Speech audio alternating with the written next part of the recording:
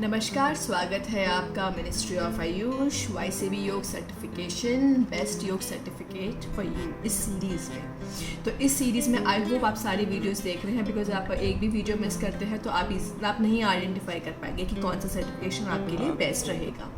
तो हम 3 level complete कर चुके हैं, अगर आप जैसा कि आप देख पाएंगे तो 3 लेवल में क्या क्या है: योग वॉलंटियर, योग वेलनेस इंस्ट्रक्टर, योग प्रोटोकॉल इंस्ट्रक्टर। एंड आज हम करेंगे लेवल 4 विच इज़ योग teacher and evaluator. Basically maximum लोगों की क्वेरी यही रहती है कि अगर हमें पार्क में करवाना है तो हमारे पास कौन सा सर्टिफिकेट होना चाहिए, या फिर हमें स्कूल में करवाना है तो कौन सा सर्टिफिकेट होना चाहिए, या फिर आपको कॉलेज में यूनिवर्सिटी में करवाना है तो आपके पास कौन से लेवल का सर्टिफिकेट होना चाहिए। तो जैसा कि अगर आपने लास्ट वीडियो देखी होगी तो आपको समझ में आएगा कि स्कूल में अगर आपको अप्लाई करना है तो आपके पास कौन से लेवल का सर्टिफिकेट होना चाहिए। तो आज की वीडियो को एंड तक ज़रूर देखना, बिकॉज इसमें वही टॉपिक वही कवर होंगे, ठीक है। बट इट्स जस्ट कि इसके लिए क्या है डिटेल्स दी हुई हैं हमारी मिनिस्ट्री ऑफ आयुष ने, इसके लिए क्या इसकी एलिजिबिलिटी मांगी हुई है, बस वो अंदर का कंटेंट डिफरेंट होगा। तो हम डिस्कस करेंगे आज एलिजिबिलिटी क्या है, कॉम्पिटेंसी क्या है, टाइम नंबर ऑफ आवर्स कितने होने चाहिए, एज लिमिट क्या है, पर्सनल एट्रीब्यूट्स क्या होने चाहिए टू बी अ योग टीचर। तो बात करते हैं एलिजिबिलिटी की। तो एलिजिबिलिटी इनकी ये है कि ये एटलीस्ट बेसिक मिनिमम रिक्वायरमेंट जो है, जो 2 टाइप के कैंडिडेट होते हैं, जो एडमिटेड कैंडिडेट है उसकी बेसिक रिक्वायरमेंट है कि एटलीस्ट ग्रेजुएट होना चाहिए, या फिर जो योग इंस्टीट्यूट है वो अपना अलग से कोई क्राइटेरिया भी दे सकता है। एंड जो ओपन कैंडिडेट है उसके लिए ऐसा कोई क्राइटेरिया नहीं है। ओपन कैंडिडेट का क्या मतलब है, मैं हर वीडियो में बताती हूँ कि ओपन कैंडिडेट का क्या मतलब है। जो सेल्फ स्टडी करके आ रहा है, जो सिलेबस इस लेवल के लिए है उसके असेसमेंट को क्लियर करने के लिए वो पढ़ के जो आता है, that is an open candidate. तो वो आप तो बेसिकली अगर देखा जाए तो कहने का यही मतलब है कि या तो आप इंस्टीट्यूट में जाके पढ़ाई कर सकते हैं या फिर अपने आप पढ़ाई करके अप्लाई कर सकते हैं एग्ज़ाम के लिए। अब नेक्स्ट आता है age limit. Age limit as such कोई एज लिमिट यहाँ पे इन्होंने मेंशन नहीं की गई है। Now moving on to the competencies, the number of hours की अगर बात की जाए, या तो आपको 800 घंटे आपने किए हों, योग में दिए हों 800 घंटे, या फिर 15 महीने का पार्ट टाइम कोई कोर्स किया हो योग का 15 मंथ्स का, या फिर आपने 9 मंथ का कोई रेगुलर कोर्स किया हो। तो ये इक्विवेलेंट होता है आपके इस लेवल के लिए। योग टीचर एंड इवैल्यूएटर के लिए सिर्फ और सिर्फ वही पर्सन अप्लाई कर सकता है जिसमें अब आती है मेन चीज़ फंक्शनैलिटी की। ये लोग क्या कर सकते हैं, या तो ये they can act as master trainer किसी योग इंस्टीट्यूट में, मास्टर ट्रेनर की तरह। इनफैक्ट जब नाम में ही है योग टीचर एंड इवैल्यूएटर, तो यस ये इवैल्यूएटर का रोल भी प्ले करते हैं। तो इवैल्यूएटर कहाँ पे, मिनिस्ट्री ऑफ आयुष के जो ये लेवल्स इन्होंने आइडेंटिफाई किए हैं, इन लेवल्स के लिए एज इवैल्यूएटर एक्ट करना, ठीक है।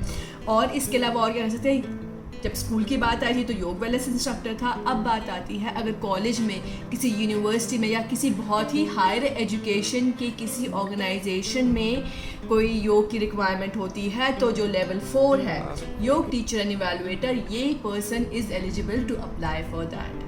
तो बेसिकली सबसे ज़्यादा मेन मुद्दा जो होता है तो वो ये होता है कि मुझे अगर कॉलेज जाना है तो मेरे पास कौन सा सर्टिफिकेट होना चाहिए, या फिर मुझे घर में करवाना है तो कौन सा सर्टिफिकेट होना चाहिए, या मैं पार्क में करवाती हूँ या मेरे को स्कूल में करवाना है तो मेरे पास कौन सा सर्टिफिकेट होना चाहिए। तो आई होप आपको समझ में आ गया होगा कि ये उन लोगों के। अब बात करते हैं पर्सनल एट्रीब्यूट्स के बारे में। तो पर्सनल एट्रीब्यूट्स क्या होते हैं, आपके सॉफ्ट स्किल्स होते हैं। सॉफ्ट स्किल्स मतलब कैसे, आपकी प्रेजेंटेशन स्किल्स, आपकी कम्युनिकेशन स्किल्स, आप कितना ईजिली अपने ऑडियंस को समझ पाते हैं, परख पाते हैं, उनके जेस्चर्स को समझ पाते हैं बेसिकली, और उस तरीके से रिस्पॉन्ड कर पाते हैं।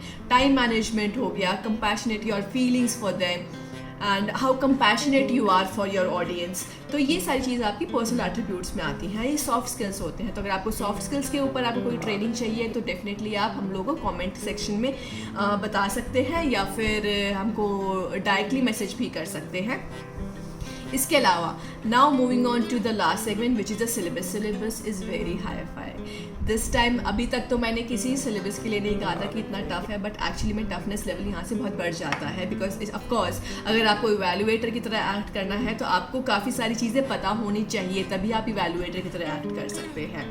तो इसमें बहुत कुछ इंट्रोड्यूस हुआ है, जैसे हमारा असेसमेंट 200 मार्क्स का होता है, जिसमें से कि आपके 60 मार्क्स थियोरी के होते हैं और 140 मार्क्स आपके प्रैक्टिकल के थे, बट यहाँ से प्रैक्टिकल के 20 नंबर निकाल के थ्योरी में डाल दिए गए हैं। तो नाउ 80 मार्क्स का आपका थ्योरी असेसमेंट है एंड 120 मार्क्स का आपका प्रैक्टिकल असेसमेंट है। तो प्रैक्टिकल असेसमेंट में भी एक न्यू टॉपिक इंट्रोड्यूस हुआ है, जिसमें कि डेमोन्स्ट्रेशन में से 20 मार्क्स को हटा के एक न्यू सेगमेंट डाला गया, इवैल्यूएशन।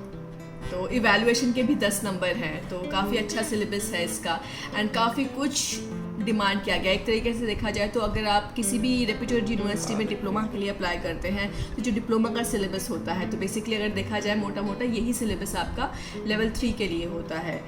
तो सिलेबस में जो सिलेबस का लिंक है PDF मैं आपको नीचे डिस्क्रिप्शन बॉक्स में दे दूँगी, तो वहाँ से आप ओपन करके देख सकते हैं कि क्या क्या है, क्योंकि बहुत सारी टॉपिक्स हैं, उसके अंदर सब पार्ट्स भी हैं और प्रैक्टिकल में डेमोन्स्ट्रेशन में भी आसन्स एंड बहुत सारी चीज़ें दी गई हैं।